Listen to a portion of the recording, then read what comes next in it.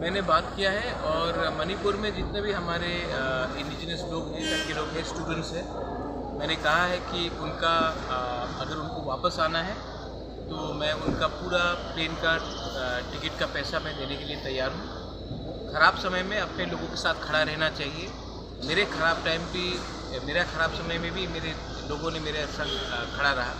तो आज अगर उनके लिए वहाँ में मणिपुर में जो सिचुएशन है अच्छा नहीं है तो मैं उनके लिए आने के लिए पूरा प्लेन का बंदोबस्त करने की कोशिश करूँगा 100%। और रहा बात वायलेंस का, वायलेंस से कभी भी कोई सोल्यूशन नहीं निकलता है। I appeal to all my Meitei brothers and sisters and Kuki brothers and sisters, ये जो इसके पीछे है कोई और है।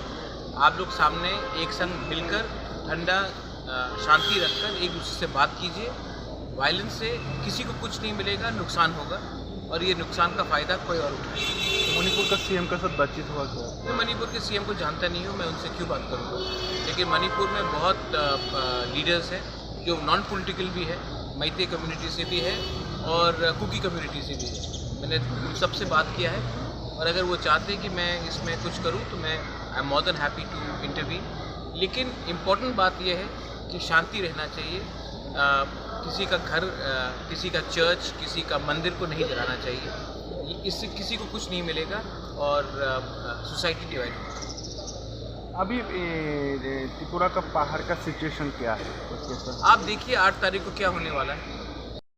ये नहीं होगा, कहाँ गया, 28 दिन हो गया, 1 महीना। मैं 1 महीना चुप रहा हूँ, लेकिन जब मैं जवाब देता हूँ ना तो मैं ठीक तरीके से जवाब देता हूँ। अब दूध का दूध, पानी का पानी होगा। 8 तारीख को इंटरलोक्यूटर्स आ रहे हैं। मैं आज समाजपति से मिल रहा हूँ, अपने पार्टी के लीडर से मिल रहा हूँ। त्रिपुरा का कॉन्स्टिट्यूशनल सोल्यूशन के लिए मैं फ़ाइट करते रहूँगा।